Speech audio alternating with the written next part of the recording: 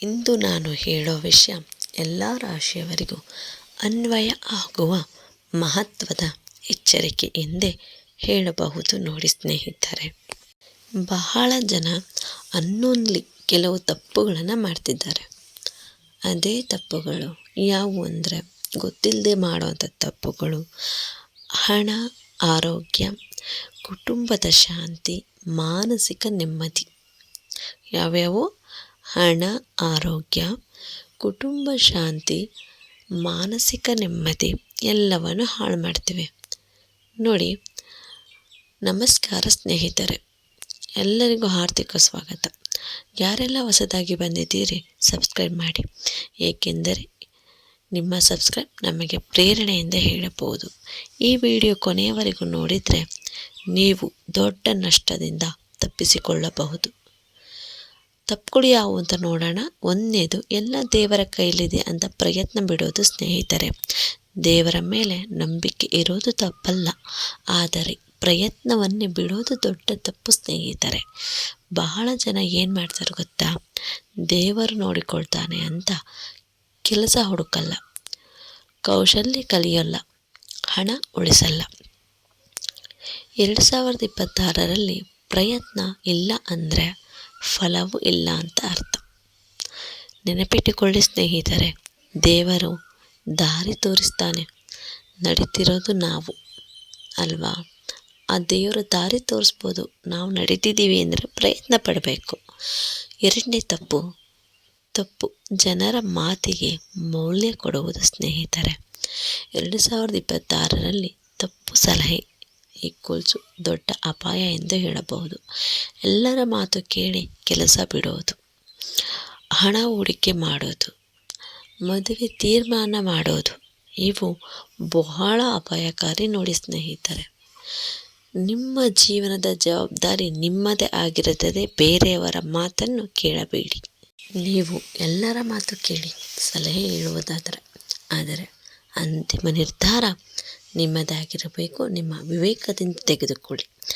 ಮೂರನೇ ತಪ್ಪು ನೋಡುವುದಾದರೆ ಸಮಯದ ಮೌಲ್ಯ ಅರ್ಥ ಮಾಡಿಕೊಳ್ಳದಿರುವುದು ಸ್ನೇಹಿತರೆ. ನೋಡಿ, ಈ ಸಮಯ ಹಣಕ್ಕಿಂತ ಅಮೂಲ್ಯ ಅಂತ ಹೇಳಬಹುದು. 2026ರಲ್ಲಿ ನಾಳೆ ಮಾಡೋಣ ಅನ್ನೋದು ಬಹಳ ದೊಡ್ಡ ಶತ್ರು. ಇಂದು ಮಾಡಿದ ಕೆಲಸವೇ ನಾಳೆಯ ನೆಮ್ಮದಿ ಸ್ನೇಹಿತರೆ. ನೋಡಿ, ಸಲಹೆ ಕೊಡುವುದಾದರೆ ದಿನಕ್ಕೆ ಕನಿಷ್ಠ 1 ಗಂಟೆ ಫ್ಯೂಚರ್ಗೆ ಕೊಡಿ. ಮೊಬೈಲ್ ಸ್ಕ್ರೋಲ್ ಕಮ್ಮಿ ಮಾಡಿ, ಕಲಿಕೆ ಮತ್ತು ಕೆಲಸ ಹೆಚ್ಚಿಸಿಕೊಳ್ಳಿ.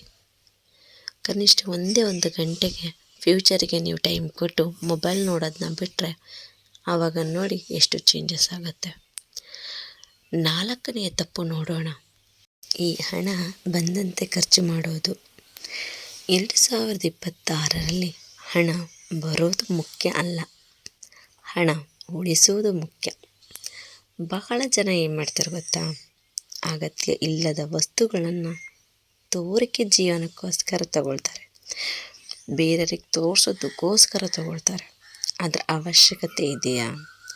ಸಾಲ ಮಾಡಿ ಖರ್ಚು, ನಂತರ ಜೀವನದಲ್ಲಿ ಒತ್ತಡ. ತೋರಿಕೆಯ ಜೀವನ ಬೇಡ ಸ್ನೇಹಿತರೆ. ಹಾಸಿಗೆ ಇದ್ದಷ್ಟು ಕಾಲು ಚಾಚಿ, ನಂತರ ಜೀವನದಲ್ಲಿ ಒತ್ತಡ ಅನುಭವಿಸ್ಬೇಕಾಗತ್ತೆ. ಸಲಹೆ ನೋಡುವುದಾದರೆ ಮೊದಲು ಉಳಿಸಿ ಸ್ನೇಹಿತರೆ, ನಂತರ ಖರ್ಚು ಮಾಡಿ.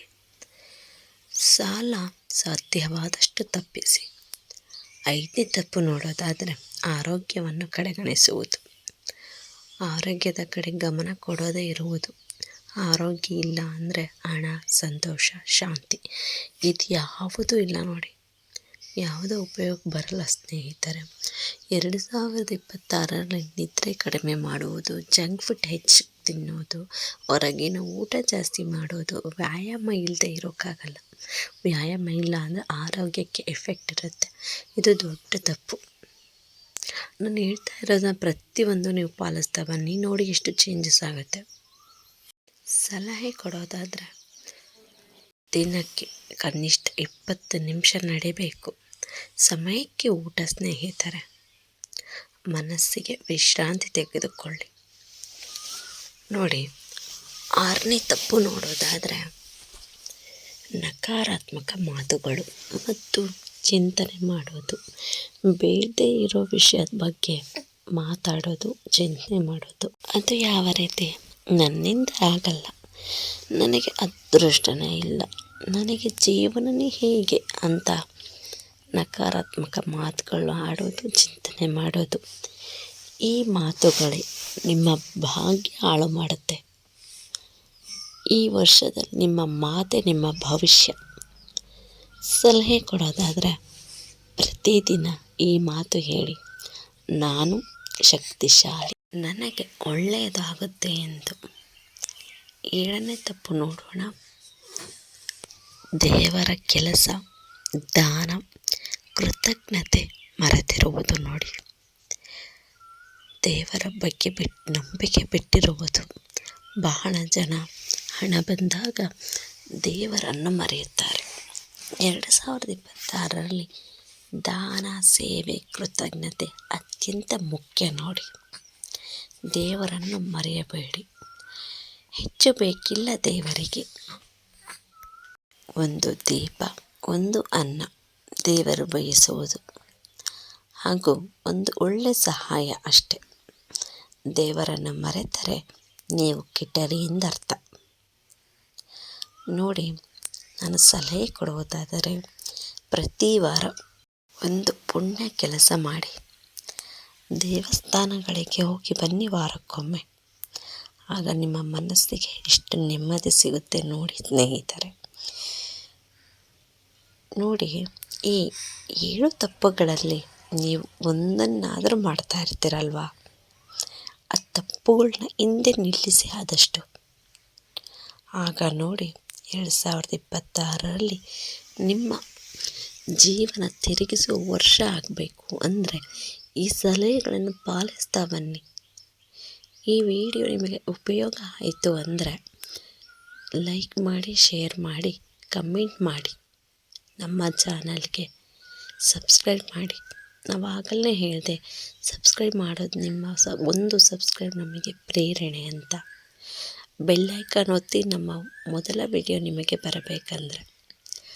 ಹಾಗೂ ಮುಂದಿನ ವಿಡಿಯೋದಲ್ಲಿ 2026ರಲ್ಲಿ ಹಣ ಬರುವ ಗುಪ್ತ ಸೂಚನೆಗಳನ್ನ ಹೇಳ್ತೀನಿ. ಧನ್ಯವಾದಗಳು. ಹಾಗೂ ಜೈ ಶ್ರೀದೇವಿ.